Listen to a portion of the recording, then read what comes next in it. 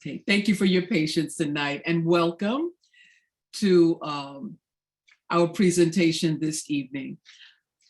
I would like to begin by introducing the president of our chapter to bring greetings, Miss Stephanie Cooper Smiley. Thank you, my dear Sister Kim, and welcome everybody. On behalf of Epsilon Pi Omega chapter of Alpha Kappa Alpha Sorority Incorporated, I say welcome to all of you and thank you for joining what I know will be an informative program around issues that all of us will have to deal with one day. I hope that by now some brothers have joined us because these are issues everyone of every gender needs to be familiar with. So I hope all of us reach out to the men in our lives and encourage them to log on now or certainly to log in and join us again in 2 weeks for part 2 of this very important subject. There's so much to know. I hope you all are ready and have pen and paper in hand. I know I do. You will not want to forget any of this. Thank you again for joining us and welcome. Kim? Thank you so much, Madam President. And again, welcome to everyone for joining. So as you can see, we're going to do this a little differently than we had planned tonight, but we are so happy to have the expertise still of the person that is coming to us this evening. And so I do believe that there is someone present who is going to introduce the judge this evening. And that is either going to be Elizabeth Gill, or it is going to be Dr. Patricia Cooper.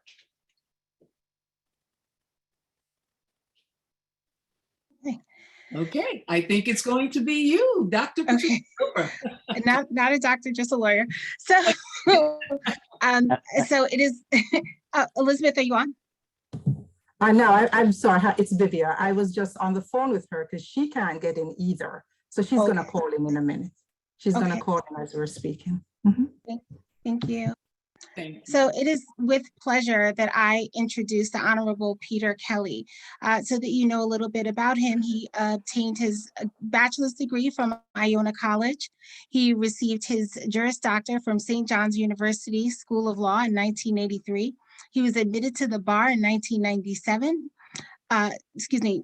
He was admitted to the bar back in 1984, and subsequently admitted to the United States Supreme Court in 1997, the District Court of Southern District of New York in 1996. He's well authored, having presented lectures at a variety of locations, and he holds with him a multitude of civic honors and awards, including being a member of the Queens County Bar Association, a member of the Queens County Women's Bar Association, a member of the Queens Catholic Lawyers Guild, president of the Queens Catholic Lawyers Guild, prior president of the Queens Catholic Lawyers Guild, previous treasurer of the New York City Civil Board of Judges and Board of Directors of New York State Supreme Court Justices Association. He currently holds the title of Surrogate of the Queens County Surrogate Court, where he was elected in 2011, and he remains in this role until 2024. He's well known to as a justice of the court, and it is with absolute pleasure that I present to you the Honorable Peter Kelly. Thank you. Thank you very much. I'm very chagrined that I was not able to, at a minimum, get my technology to work for some reason this evening to get through to see all of you remotely. I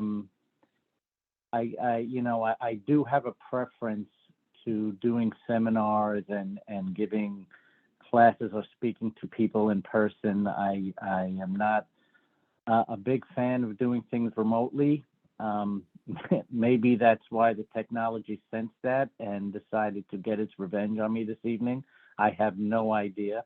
But I was looking very forward to speaking to all of you tonight. I want to, first of all, thank all the members of the Epsilon Pi Omega chapter of the Alpha Kappa Alpha sorority, and especially to you, President Cooper, and to Miss Elizabeth Gill, who approached me with the opportunity to speak to you about estate planning. I would echo the thought that even though this is a sorority, that your husbands or significant others of the male persuasion should be here, because the truth of the matter is, most times, if you read an obituary, it's the male who passes first and is survived by a spouse or a sister. And so the initial steps of any type of estate planning or thoughts about asset distribution really has to be broached with your husbands, your fathers, because chances are they will be the ones who will be passing first. And what you don't want to be is a burden now, throwing a burden upon your survivors.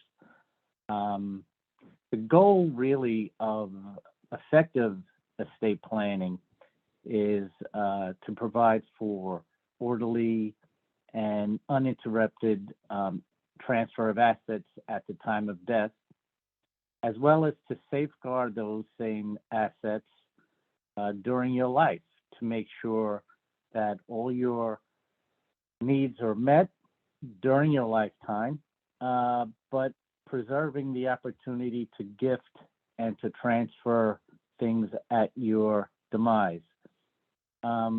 Essentially, an effective estate planner would ensure that all of you avoid spending much time, if any, with me in my court, in the surrogate's court. So that's why I do many seminars, so I get to meet everyone, and I get to see you in this forum rather than perhaps in a courtroom where people are not getting along as well as you are here. So I guess the first thing I would talk about is the term surrogate's court. It's a term that's kind of particularly unique to New York. Many other states have probate courts or chancery courts, things of that nature. But New York, we call it the surrogate's court, and it was created to provide a method where we could ensure there's a legal and orderly transfer of assets from an estate to distributees and beneficiaries, to provide a forum to resolve any disputes regarding the same, and also in certain circumstances to address guardianships for children or for adults who are classified as intellectually disabled. So Ms. Gill had spoken to me, and we were talking about surrogate's court, and she asked the question, why is New York called the surrogate's court? The history is sort of unique. It actually goes all the way back to England, since New York was a colony, and we derive a lot of our law from English common law. But essentially, back in England, estates were handled by bishops, because the king was the head of the Church of England, and their deputies were given the title of surrogates. So when the English took over control of New York and made it a colony back in 1692, all wills in this colony of New York had to be approved by the governor, and the governor, for convenience and practicality, started to appoint delegates in each of the counties. And in 1700, the governor's delegates began to sign these documents as surrogates, right? They were the surrogate of the governor. Then by 1746, 1750, the term sort of was used very widely. So therefore, when we gained our independence, the legislature created a court of probates where the governor of the state of New York then applied surrogates to preside, and then eventually over time, in the late 1780s, the courts were given the title of surrogates court. So the term, while very unusual, and while surrogacy means many different things in today's day and age, the term itself dates back for centuries. So it's a little interesting fact you can take away from today. And when you get called to play on Jeopardy and you're asked the question, hopefully it's for the last money big question, and you'll walk away a big winner. So today, each county in New York has a surrogates court. In the upstate areas, because of the population, the surrogates do work other than estate work. A lot of them sit as matrimonial and criminal court judges. But in the New York City metropolitan area, the larger courts are limited strictly to just dealing with trust and estate matters, and actually are divided into several departments. So our court has a probate department, which would take care of and administer wills and all related petitions dealing with those issues. An administration department, which is tasked with helping get fiduciaries appointed when there's an intestate estate, an estate where there is no will or a trust. An accounting department where financial administrations of a state are resolve any issues where the fiduciary can eventually show how they've managed an estate and ask to be discharged. There's a miscellaneous department where their job there is to take care of inquiries regarding disputes over assets, how an estate is being administered, many times whether something is or is not includable as part of a decedent's estate. And finally, we have a guardianship department, as I alluded to, and those are issues where money is coming into the title of someone under the age of 18, so those are usually property guardianships, or issues where an intellectually disabled person has now turned 18, and while their parents have been acting on their place instead up until this point, now as they're legally adults, the issue would be who would be their guardian if one is needed, and the appointment of such persons so they could take care of and be involved in decisions regarding medical care, legal issues, things of that nature. There are also other proceedings that are done that are not strictly dealing with trusts and estates. We also do adoptions. We approve wrongful death distributions where someone's in an accident, dies as a result of an accident. We do apartment and safe box openings. So if there's a death and you need to get access to an apartment or to a safe deposit box so that you can get a deed to a cemetery or other important papers that are needed immediately, we can do that. And we also administer what are called small estates. Those are cases where someone dies and the assets that they have are under $50,000. Those cases, it's a form that's filed with the court. You identify the assets. Sometimes it's just a bank account. Sometimes it's maybe shares of stock that were discovered. And as long as it's under $50,000, it's a very simplified proceeding. Come in, file a piece of paper. You would set forth what asset it is, we issue a certificate, and then you go out and collect that specific asset. So in one version, it's like an administrator because you're collecting an asset for a decedent.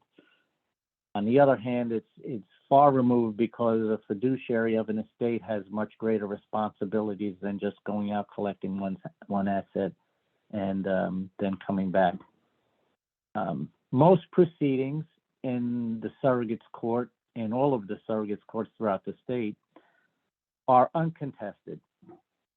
So they are filed simply so that a representative fiduciary can be appointed, and therefore that person can now legally transfer assets, resolve debts of the decedent.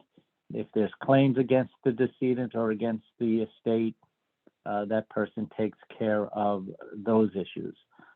In a larger scheme, you have to first understand that there are two ways when someone dies that assets are going to be transferred. One would be by the use of a fiduciary or need of a fiduciary. That you need court involvement. So if you need an administrator or you need an executor under a will, that's why you would come to surrogates court to get that done. But the other way assets can pass is by operation of law. That you don't need court intervention.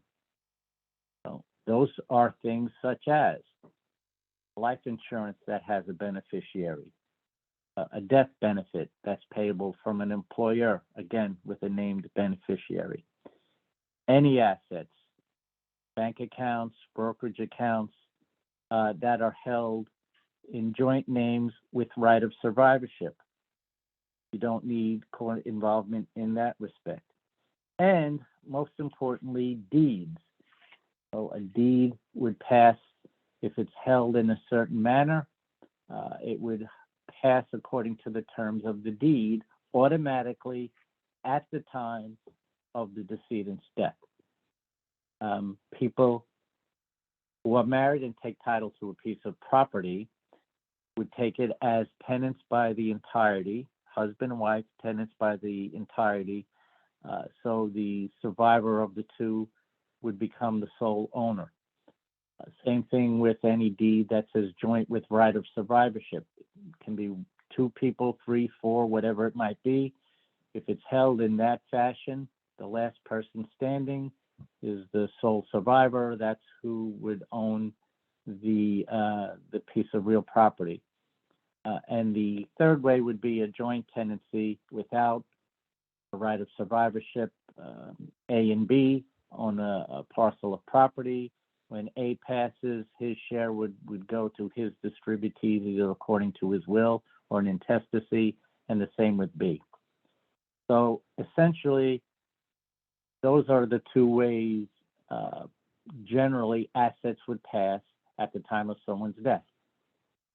Operation of law, on the one hand, through the estate and administration or by will, on the other hand.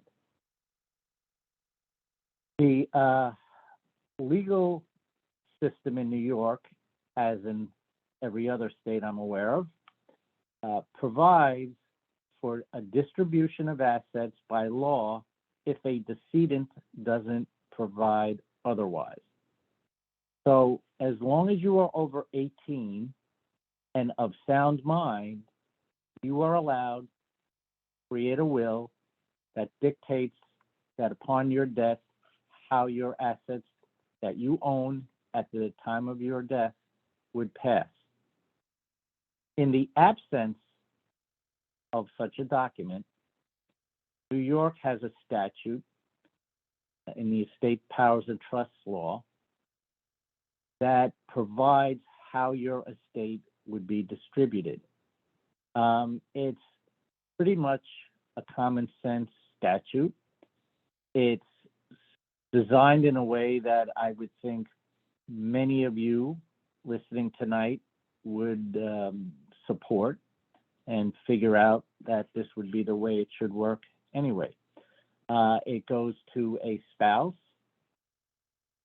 spouse and child, or to the child.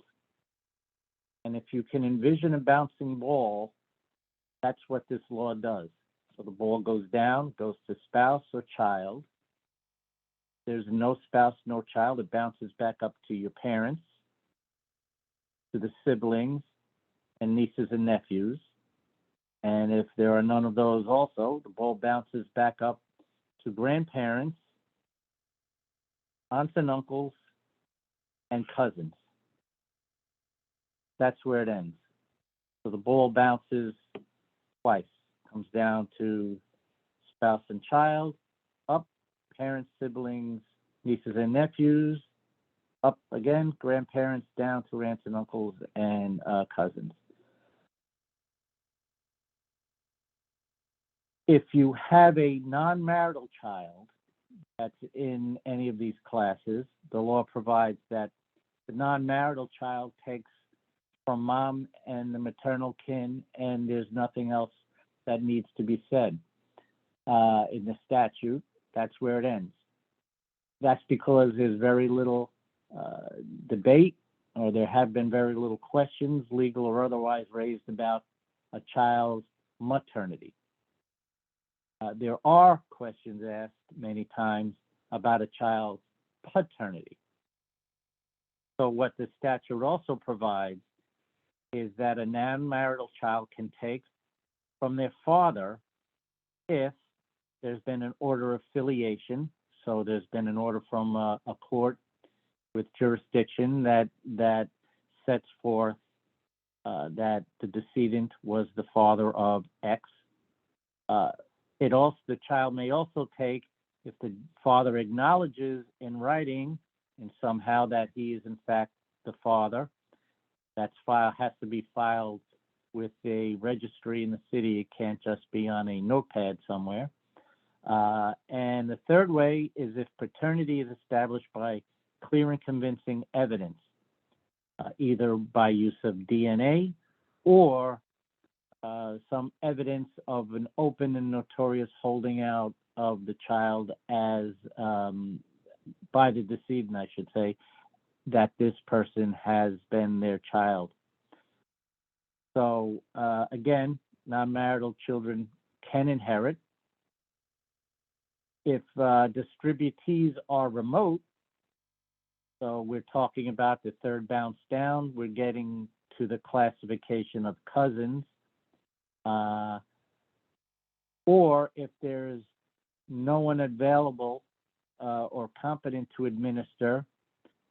In New York, we have an office called the Office of the Public Administrator, and the public administrator would come in the first instance then to administer the estate. They would make sure when they receive a report of death, they would make sure that the decedent is buried, they collect the assets, they pay the bills, they make an attempt to locate kin, they account, and then the money gets paid to the decedent's kin if they can establish their relation, and if not, the money gets deposited with the city finance commissioner, or then following that to the controller of the state of New York. That's a brief, very, very brief and general overview of what the surrogates court in the state of New York does, how it operates, and then how upon your death an asset would be transferred. So getting a little more specific, why estate planning? Why is this so important?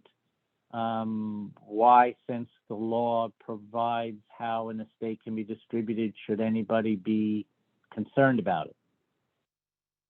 Well, you know, it's very easy to understand that subsequent to a decedent's death, an estate representative who's called a fiduciary would be appointed to administer a decedent's estate for the benefit of its beneficiaries.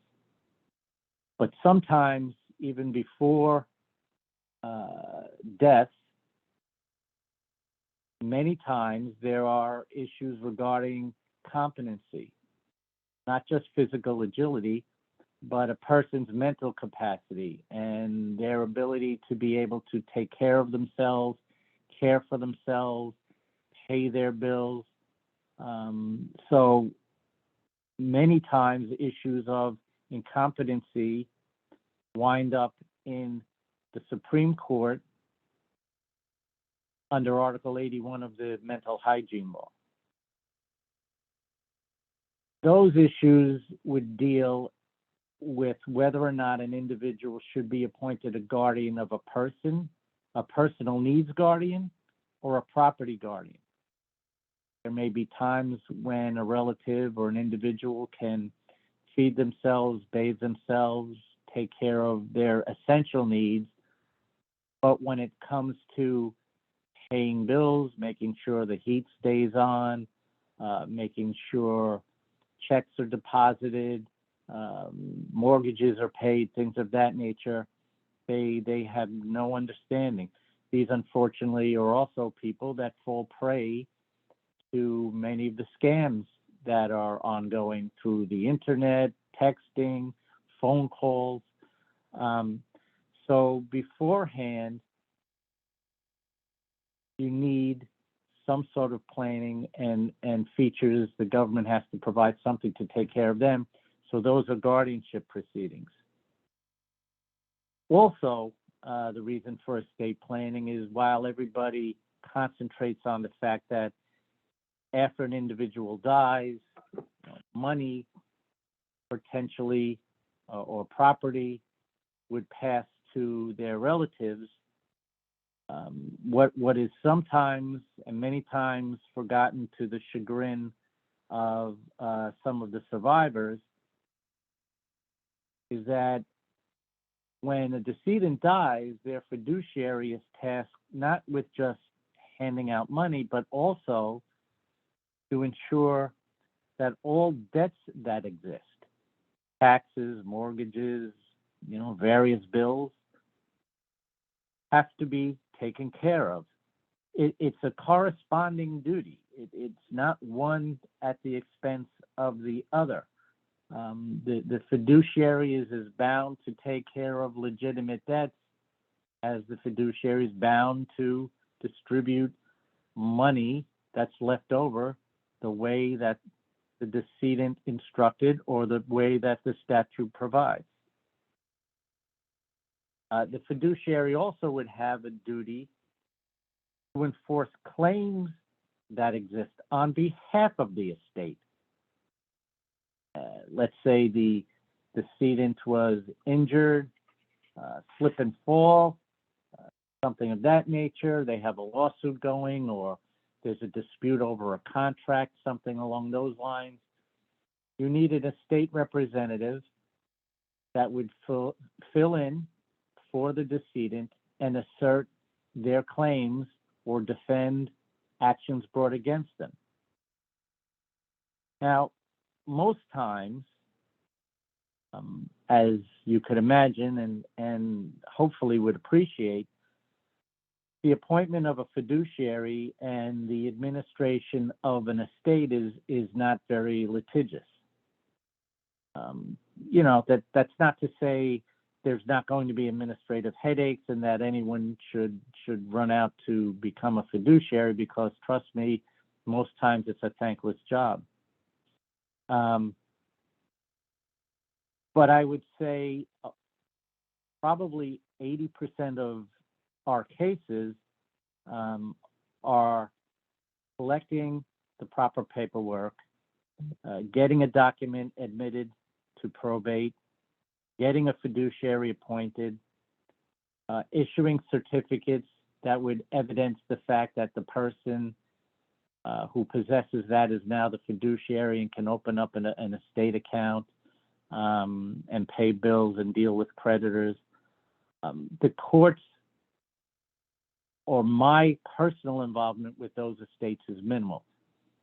Last year, we had 10,000 filings in the county of Queens. If every one of those cases had been contested, the court would have ground to a halt. There's no possible way that we could have litigated and disposed of 10,000 contested cases. So litigation, on the other hand, is a much different story than our uncontested cases. Again, most times dealing with an uncontested case, if there's been proper planning and documents are kept and things are presented to the court in an orderly fashion, a fiduciary gets their certificates and they move on and deal with the banks and whomever else they deal with and distribute the estate, and we're fine. Once you get involved in litigation, once there's now an objection to something, to someone being appointed a fiduciary, or someone wants to question whether there's a valid will, your job or your nomination as a fiduciary gets very, very difficult. Because while even in the best of times, there's differences of opinions and feelings and competing economic interest, litigated estates involve these same issues, but almost on steroids. You're dealing most times with families. They're not two strangers coming at each other like you may see in a commercial case or a personal injury case. And so therefore, you deal with families and everything that would entail. Sometimes the decedent was the glue holding a family together, or the decedent was the only link for people to connect with each other. Many times, and having sat or had to deal with both types of cases, I would say litigated estates can become much like contested matrimonial matters, where you have emotions or opinions that have been hidden or suppressed for years. All of a sudden they come bursting to the surface. So a good estate planner, as an attorney or as a client looking for a good estate planner, a good planner understands this and takes time to ensure that not only is the succession plan effective and reflective of a client's wishes, but also that the client understands the import of what needs to be addressed. Many times there's a little stiffening of the back when questions are asked. There's a perception, I think, with many clients that when they're going to see the estate planner, it's like going to see an accountant. And, here are the numbers and just add it up and do X, Y, Z, and that's it. And in some cases, that might be okay. But I think a good estate planner, when they have an initial meeting and speaks to the potential client, it's your goal to speak and to sort of be like a miner and go in and dig and see if there's going to be areas of trouble, because they will surface one way or the other. And it's as most lawyers, we're trained to do things to avoid problems in the future, not to just kick the can down the road. So, I think that's one, in my own opinion, that's something I think from the client standpoint and from the practitioner standpoint, that gets overlooked many times. That, you understand you have a client, you have to do what the client wants, but also the client has to be made to understand that, these are all issues, or there are other issues other than just money. Money represents sometimes the goal of or the sort of the symbol of what people may be arguing about, but many times the cause of what the argument involves is much deeper. So, what are some of the things as a competent planner you should be looking at? Well, first of all, titling of assets. An estate has to be created to administer assets owned by a decedent, okay? Solely by a decedent. If they're in a trust, if there's a named beneficiary, right? We talked about that earlier, death benefits, life insurance, etc.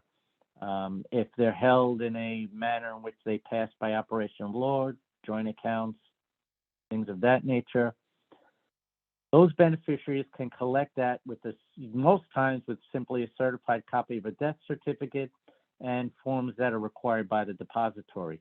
There's no need for court involvement. So it's very important at that first meeting when you're sitting down to ensure your client, and as a client, it's your obligation to make sure you know exactly what are your assets and how specifically are they titled. One thing, a general rule in New York, and it's by statute, is if you're married, if you have a spouse, the decedent spouse cannot be disinherited totally. Okay? It's not to say the spouse must wind up with the entire estate. The intestacy statute provides that in the absence of a will, a spouse would receive $50,000 plus 1/2 of the net estate. But what the spouse also has in New York is called a right of election. A spouse has to receive 1/3 of the assets in an estate. Now, sometimes lawyers in dealing with estates where there's a significant amount of assets and they're trying to avoid federal taxes or estate taxes, they structure an estate in a way where a certain amount, the minimal amount that has to go to a spouse goes to a spouse, and then they structure things elsewhere. So that's one of the ways the right of election would come before the surrogate's court.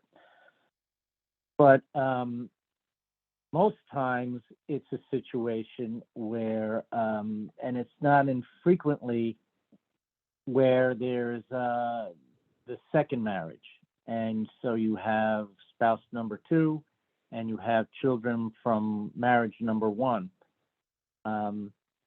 A lot of times what will happen is we'll see where a spouse number 2 comes to court and says, look, it's nice that I received half of the estate, but if you look at the way Joe had all of his assets here, the estate is all of $20,000. Everything else is held jointly with other people.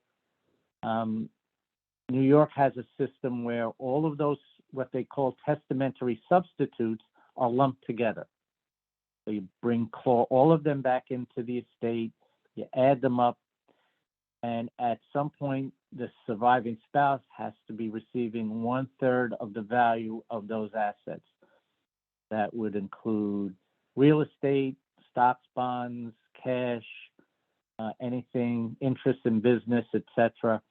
The one industry that managed to get themselves exempted from that statute was the life insurance industry. So if your money's all in life insurance, then you're safe if that's what you're looking to do. You can do it that way. Other than that, a spouse has a 1/3 right of election. The second thing you should be aware of is there's something in New York called exempt property. There's a statute in New York that provides certain property passes to a spouse and children under 21. And that's been a long-standing statute. It's to ensure that a spouse and child do not become impoverished. So they would include things such as vehicles, photos, household furniture, appliances, cash up to certain money for those people who live upstate or have farms, certain values of livestock and tractors, things of that nature.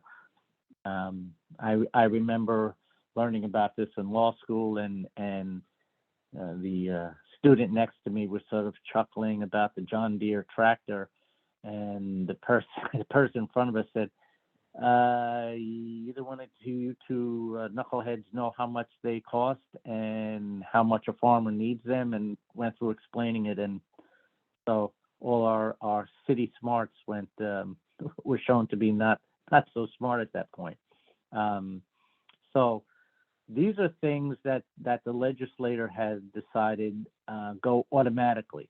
They don't even pass through any type of estate. So again, it's important when you are advising a client, or as a client go to see an attorney, you have to know exactly what it is, the nature of your assets, and how they're held, because the value of this exempt property can essentially at sometimes add up to about $100,000. Nobody's going to be traveling to Europe and living it up on the things we're talking about, but it's a good amount of money. So if you take the $100,000 in exempt property, the $50,000 that goes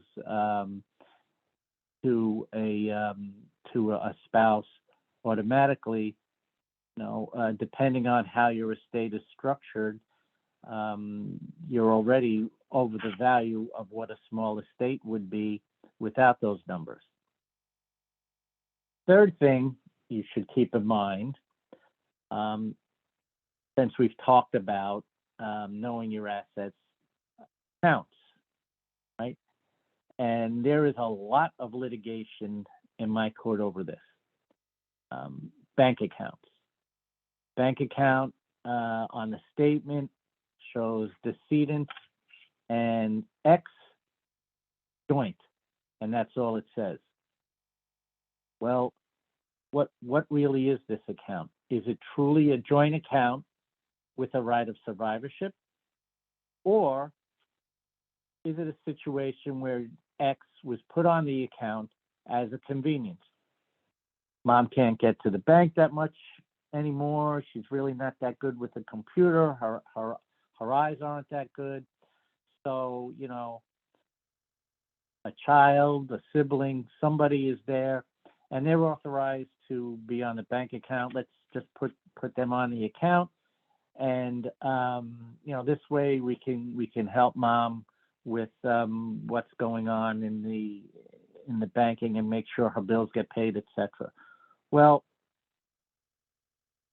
the law in New York provides that if you put someone on the account and it's set up as a joint account, which has a right of survivorship, automatically you've created a gift of 1/2 of that account to your joint owner, and at the time of your death, whatever's left in that account goes to the survivor. I would say even in cases where the depositor wants to put someone on the account with them to make sure the bills are paid, and wouldn't mind if that money went to that person on their death. They have no idea they're making an immediate gift of half of the account to that person.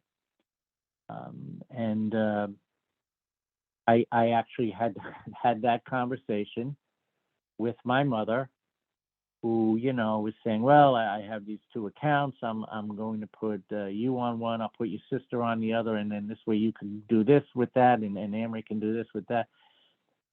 I said, that's fine, but I should probably go with you when you speak to the bank personnel, because they know less about this than anyone. I hope I don't have any bankers out there, but they really don't. And you have to be careful. What is it, Ma, you want to do?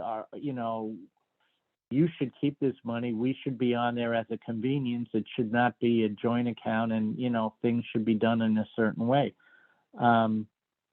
It's an issue that's really not understood by most people. It's totally misunderstood by most of the banking personnel, and the surrogates, the association I belong to.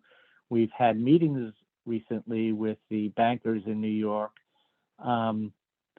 because it has become, unfortunately, a fertile area for elder abuse, elder financial abuse, where people have gotten their names on bank accounts and then walked off with significant amounts of money, because they were not titled as convenience accounts. They were titled as joint accounts with right of survivorship. So you have to, especially as a planner, you have to make sure that all documents are presented to you, and you have to, I would suggest, not just take somebody's word, well, this is what the account is and this is what it, you would have to get in touch with the bank, or have your client bring you the documents from the bank that show specifically how that account is opened, how it's titled, and many times, believe it or not, what is the actual value in that account, because it's not even many times that the client feels there's more money in there than there is. Many times they have no idea that the account is significantly more valuable than what their impression is. So you have to take this as a very serious and detail-oriented type of process, because if you don't review the documents, if you don't ascertain the true nature of the assets, you could be in a situation where what you're trying to accomplish by either protecting things from Medicaid or Medicare, or ensuring that there is enough money to pay your clients, going to have enough money to pay the ongoing necessary bills, may not be able to be achieved. So, those are the first things. Make sure your assets and liabilities, to a certain extent, are all set forth and laid out and documented. The second avenue or area, I would say, of concern as an estate planner on that first meeting would be, I call they're the why do I's. And the first one is, why do I when it comes to family? Why do I have to tell you all about this person, that person, cousins? I don't know. We haven't spoken. I can't stand them. Why do any of these people have to know my business, et cetera, et cetera? I think it's important to get over that hurdle immediately and explain that these people are not going to know your client's business. They're not going to be told anything, but our laws provide for due process. It's a constitutional right. A judgment or decree from a court is not good unless all interested parties were given notice and an opportunity to participate.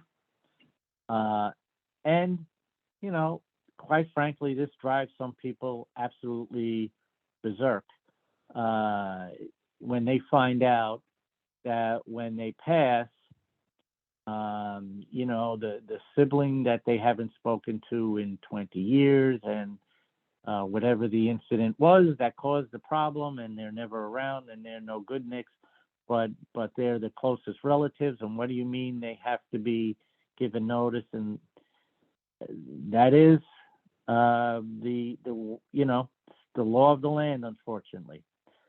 The general rule is court has to notify the person who would take without the existence of a will, or who would be adversely affected, has a right also to administer an estate in the lack of a will. So you, as an attorney, to make your job easier, must take a family tree, and you have to get as much information as possible about a decedent's relatives. If people who would normally be taking are being disinherited, so children,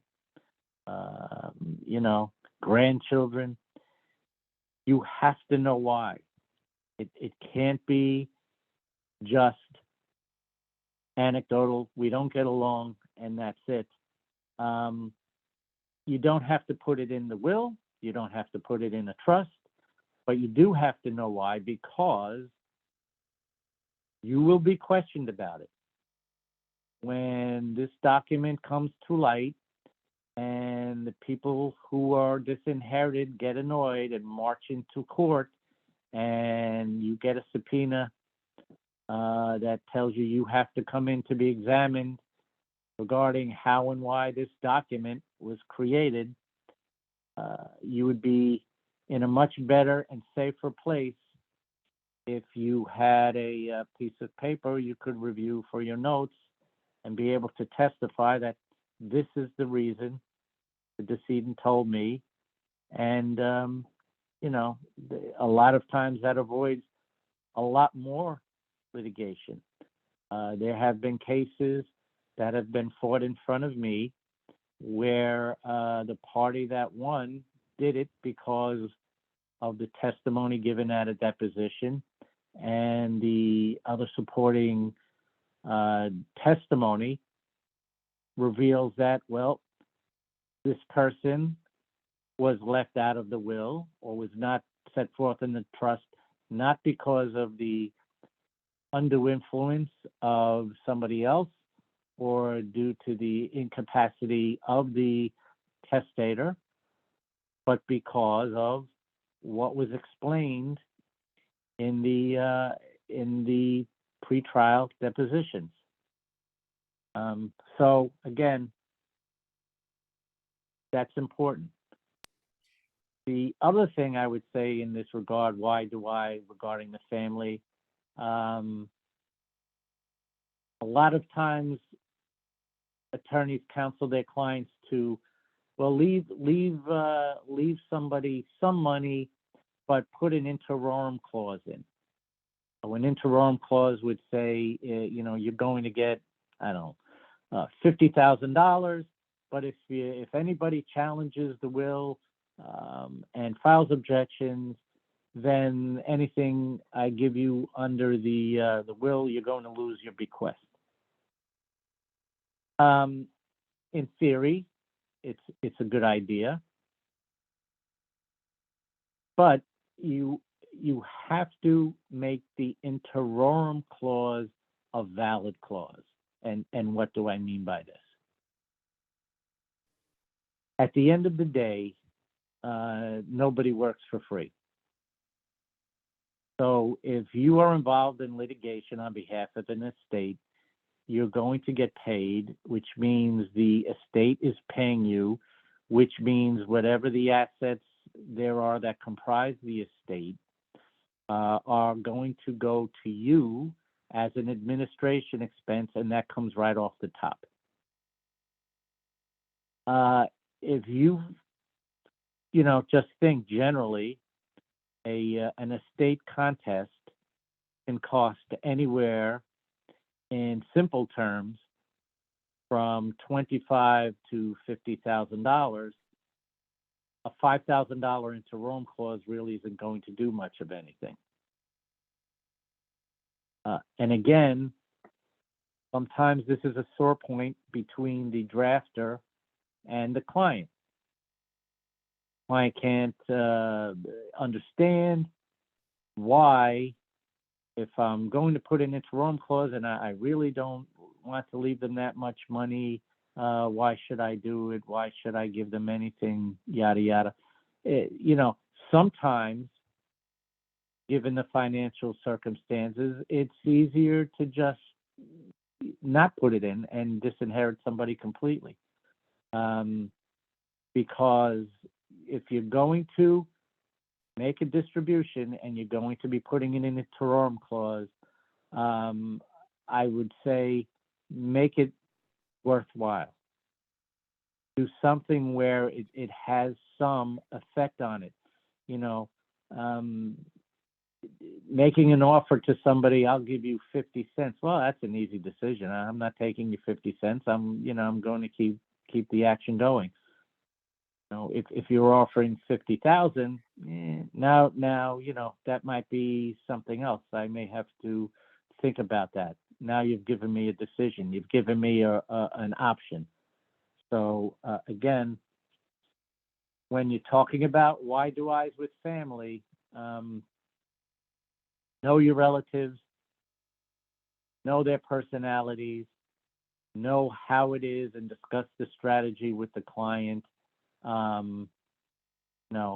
Ultimately, we all have to follow our client's wishes, but our goal is to convince people to do things based on our experience and our expertise, and that's what clients should be reminded. That's what they're paying us for. Judge Kelly. Judge Kelly? Yes. May I interrupt you at this point? Absolutely. Okay. So two things. We do have a few questions that I'm going to go ahead and ask you. They were put in the chat.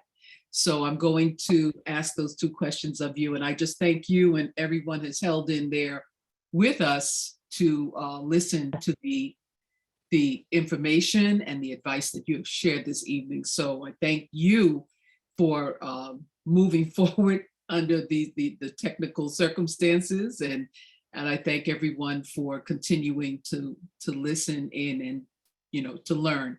And so I will share. The first question is, what if your issues cross state lines? For example, owning property in 2 states or living in 2 states, one part of the year, etc. What state has jurisdiction? Okay, so in the United States, your estate would be administered in the first instance by state of your domicile. So you have to understand residence and domicile are 2 different issues. You can have multiple residences. You can only have 1 domicile. So that's why what you see now is many times someone in, let's say, has property, home in New York, home in Florida. The easiest way to deal with this. Florida has no estate tax. So what you would want as that person, let's say they decide, well, I want to be a resident of Florida because then when I die, I don't own estate tax. Both states, you would have to see what their minimum residency requirement would be for domicile. Usually, it's 180 plus 1 day. So if in New York, if you spend more than 180 days in the state of New York, you would be taxed as if you were a New York State resident. And they include as residents, if you were driving through New York to get to Connecticut, that counts as a day. So the first question is, what about resident? You can have homes and property in different states. That's not really an issue. The issue you should be concerned of from a planning standpoint is where your domicile is and where you would want to be, and ensure that you have to be able to document it, that you're a resident of that state for estate tax purposes. As far as for wills, etc., the state you're domiciled in would admit your will to probate, and then you would take that will and go to wherever else you own property and get what's called ancillary letters, and you bring that to the court of that state, and they would give you, certificates based on the fact, okay, I'm a New York fiduciary. Now I'm in South Carolina. I have a house there or property there. You would go to the county court. They would give you your ancillary letters, and then you would be able to distribute that property there. Your bank accounts, things of that nature, it really doesn't make a difference if you have bank accounts in different estates as a practical matter, because they're pretty much administered. It's personal property. And as long as you have a will, it gets administered pursuant to your will.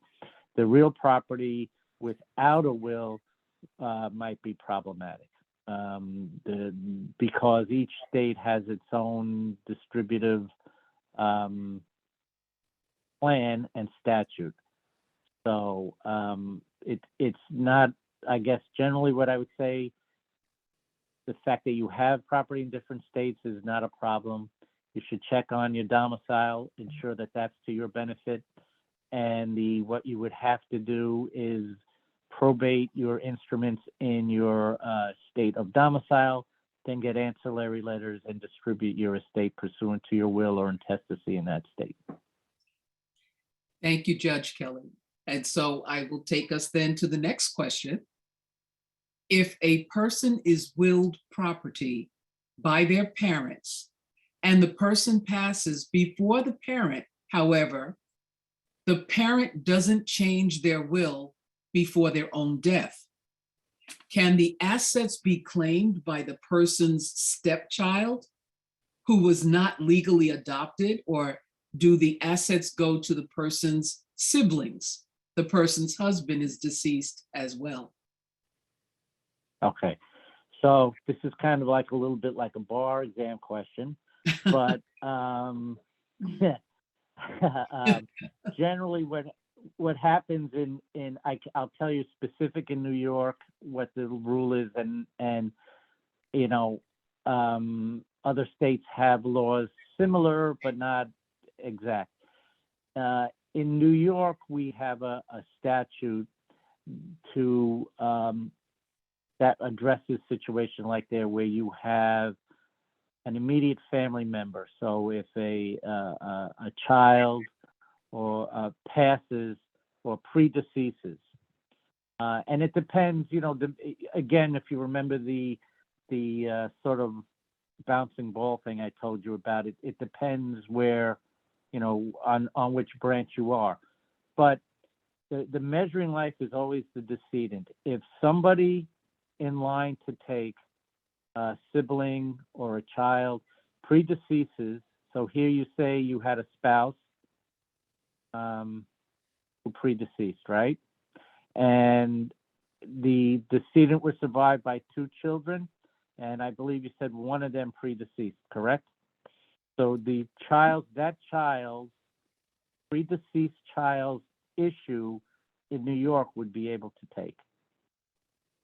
As far as step or things of that nature, again, now you're getting into the area of adoption versus non-adoption. So a stepchild is not a child. An out of wedlock child is.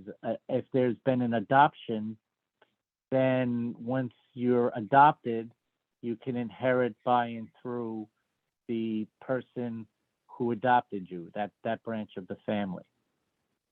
So I think that was the question.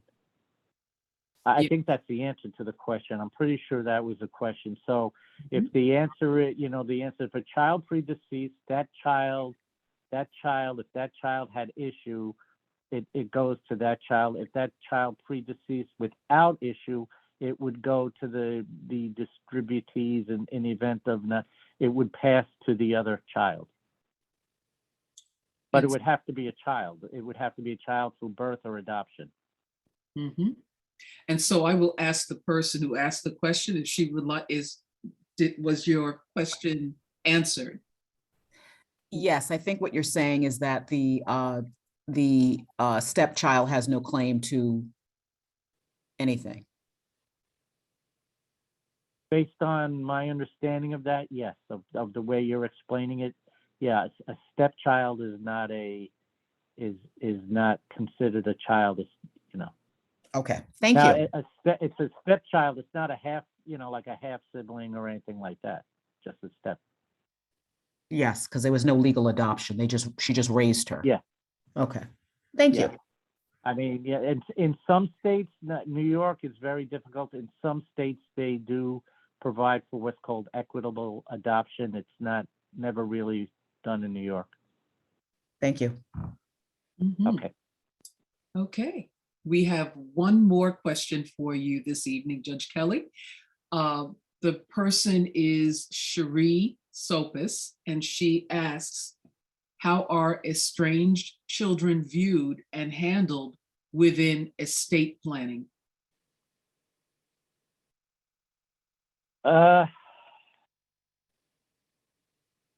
Not quite sure. There's no, a child. If a decedent dies without a will, the law doesn't make a distinction between, this was a good child, that was a bad child. Okay. Unlike parents, where parents or spouses can be disinherited because of abandonment, there's, nothing as to child abandonment. There's no such thing. It's sort of a quid pro quo. A decedent does not have to leave anything to a child by law. You won't, right? You only have to leave to a spouse. Same way, in the same fashion, they don't. The law doesn't make any distinction between somebody who's been living with the decedent and taking care of the decedent, and somebody who's been out living the high life, doing whatever. You have two children at the time of your death. You have two children. Okay. Okay. We have one other question, and that is, a grandparent wills their property to a grandchild. The grandparent now has dementia and will require Article 81 guardianship. Is the person who becomes their guardian now able to inherit the property that was willed to the grandchild? No, I don't know why that would even. No, it's two separate roles. If here's the problem, you have somebody with a will. A will only speaks at the time of death. Okay, so if the incapacitated person dies still owning the house, the will's admitted to probate, then the estate is distributed pursuant to the terms of the will. The person who's the guardian of the property, what you're tasked with at this point in time is to ensure that the the incapacitated person's property is properly administered. So that does not give you inheritance rights. What may become an issue here, and it's not the first time I would see this, where the property guardian may say, listen, I don't have to keep the incapacitated person in the house. It's too much. It costs too much to run. We're going to sell the house. We're going to put the, buy an apartment or do something along those lines. Or the incapacitated person has to go into a nursing home, something along those lines. So that could be an issue. But the fact that they're guardian of the property does not give them inheritance rights. It's two different issues. Okay. Thank you, Judge Kelly. And this is the final question of the evening. I am a caregiver for my developmentally disabled brother. Should I get a guardianship over him? So far, since my parents passed, I've had no issues administering his affairs. The lawyer in me says yes. As a minimum, you should be guardian of his person, because I'm not sure, again, this would be something where an attorney, I would ask, if you were my client, I'd ask several questions. I'm not sure if he's living with you. I'm not sure if he's in a home. I'm not sure, how his bills are getting paid, things of that nature. But, eventually, and what you don't want to happen, quite frankly, is you don't want a situation where an emergency arises and now somebody questions all of a sudden your ability to make a decision for your brother or on your brother's behalf. I'm a very cautious person, and I would say, just to prevent anybody else from maybe taking advantage of your brother or doing something, I would, at a minimum, have letters of guardianship of his person. I don't think you need an Article 81 guardian. I don't know. Again, an attorney would be able to give you better advice. But I would at a minimum do that, and I would hesitate to tell you to do anything else unless I had more information. But that would be my advice. Thank you so much. And the person who asked the question put in the chat, thank you very much. Okay. You're more than welcome. More than welcome. If nobody minds staying just like a couple of minutes, there is one thing I do want to talk about. I know, not everybody's from Jamaica, Queens, but I think this is something that's going on not just in Queens, but unfortunately, I know in other counties in New York and perhaps elsewhere. We're in a situation with regard to real estate where we have homes that have been owned by families for many years, and deeds haven't been changed or records haven't been updated. And the values of real property are skyrocketing everywhere.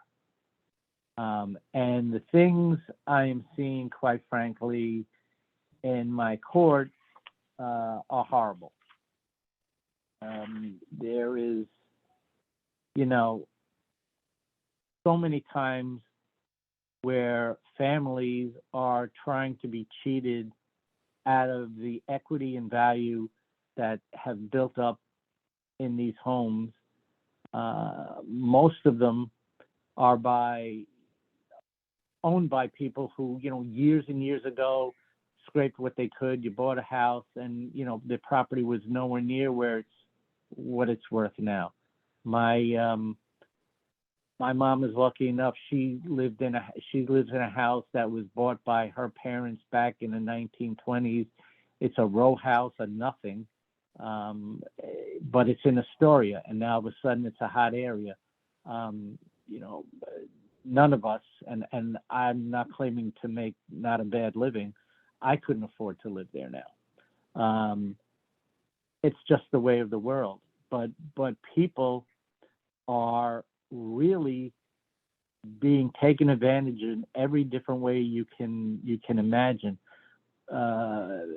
Investors are coming in trying to buy the house on the cheap. And look, I'm not, I'm far from being against capitalism. Everybody is able to make a dollar. And I'm not saying people shouldn't be selling to real estate investors or other people. You want to come in, buy a house, fix it up, make more of a profit. That's fine, as long as the price they're paying is a fair price. But there's foreclosure scams. There's people going out and approaching individuals saying, hey, we've searched through records. We understand, you own 1/10 of a house in New York, and they approach people living in Arkansas or wherever, and they don't know the value of property in New York, and they buy them out for $10,000. Next thing you know, they're up here causing partition sales, other things. I've even had cases just outright fraud where they've gotten elderly people to sign documents or deeds, and then they go out and try to get mortgages, things of that nature. I think all of you that are involved in any type of civic activity, I think it's a duty for everyone to make a concentrated effort to educate homeowners, and please get, especially elderly who may not be financially savvy, to get them to be proactive, because it's too costly for them to be reactive. I don't want to sound like I'm on a soapbox here, and I don't mean to be this way, but I've seen as much money be stolen with a pen as I have with somebody walking into a bodega with a handgun. So I think for all of you who are attorneys, I think it's incumbent upon you to do what you can. For those of you who are not attorneys, I would suggest you read up on it and take whatever steps that, if for no other reason, with your own family and friends, because it's really it's unbelievable what's going on, and as usual, it's striking mostly people who were like my parents, who grew up with pretty much next to nothing, and it's a horrible thing that's going on. So that's it. That's all I have to say.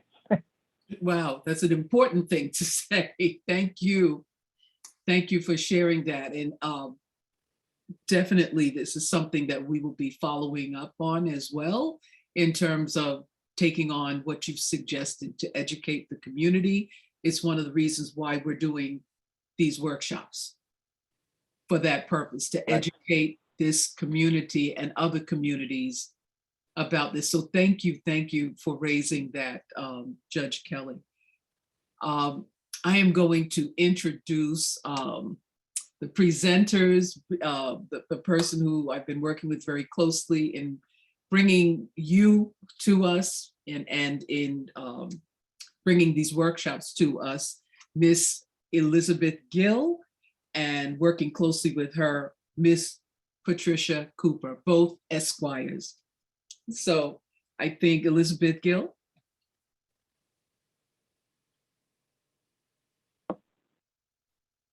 I think she's there. Okay, no, I was muted. Good evening, all. Judge Kelly, Yes. are you I'm there? here. Is he there? I am here. I'm still here. Oh, okay. I heard just about your entire presentation, and as usual, it was excellent. And the panelists, who is Vivia Joseph, Ron Lalonde, and Patricia Cooper, we said that you were going to hit it out the ballpark, and you did, even though it's not baseball season yet. But we really appreciate, and I must tell everyone, from the moment I approached Judge Kelly, he was more than willing to participate, because he said to me the exact same thing he ended with saying, with seeing how much real estate is being lost in South Jamaica, but Queens in general, but in this area. And it seems to have some relationship to families who have passed away, and the children came into possession of the homes, and a lot of children live in different states. They went to school out of state and they didn't come back to New York. So they don't really have that connection that the parents had. And we find a lot of foreclosures going on. At the next meeting, Ron Lalande will talk about foreclosures and how that affects one's estate plan of transferring wealth to the next generation. But this was really a bundle of information, Judge Kelly, and hopefully we didn't keep you up too long past your bedtime. And since we don't have a court date tomorrow, since we don't have to appear in court tomorrow, you can sleep a little late. Thank you again. Go ahead, I'm sorry. I'm more than happy to be here. And I know you, I know Ron, I know Vivia. Anytime you need me or want me to talk about something, you know, I'm more than happy to do it, as long as it's not March 17th. So you got me 2 days early. It would have been a problem on St. Patrick's Day. Other than that, yeah, I'm yours whenever you need me. Okay. Thank you again, Judge Kelly. Good night. Anytime. Take care. Okay, Happy St. Patrick's Day. that's right. Yes, happy Take St. care. Patrick's Day. Okay. Thank you, Ms. Vice President.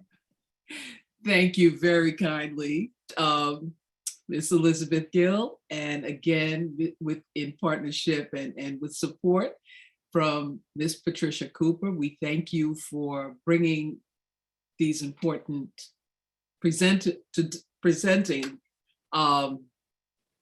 Judge Kelly this evening, but I say presenters because there are others, a panel that is going to speak with us in a few weeks. So I thank you for bringing them to us this evening. And everyone, we thank you for hanging in there with us. I don't think we lost a single person. There was one person who had to leave because her office was closing, but it speaks to the importance of us understanding that this is important, that we understand.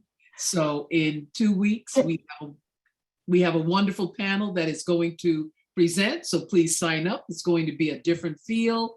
The panel will have information that they will be presenting. And again, you will have an opportunity to share your questions. So gather those questions up, and this way we'll be prepared for next time. Ms. Gill? May I just say one last thing? Certainly. It'll be a different presentation, but you'll see that it is connected to Surrogates Court, and how no matter what, you end up back in court one way or the other, depending on what you have or have not planned. Thank you. We have a great example prepared for you, and I think we're going to have some fun. Wonderful. Well, thank you. Thank you all. Again, thank you again for all that you've been doing, working behind the scenes to bring this for us. What I'm seeing in the chat are, this was extremely insightful. This was excellent and informative. Thank you for sharing this knowledge, very informative, very helpful. So great presentation. So I please let Judge Kelly know, if he's already gone, that even though we could not see him, everyone stayed on and was very interested to hear what he had to say this evening. So thank you, and thank you everyone for being on. Okay. Thank you, everyone. Again, apologies for the technical difficulties, but again, I hope that this was that you got what you needed to receive this evening. So thank you for attending, and have a wonderful, wonderful evening. Thank you. Go ahead. Night. Thank you very much. Thank you. Thank you all. We'll see you in 2 weeks.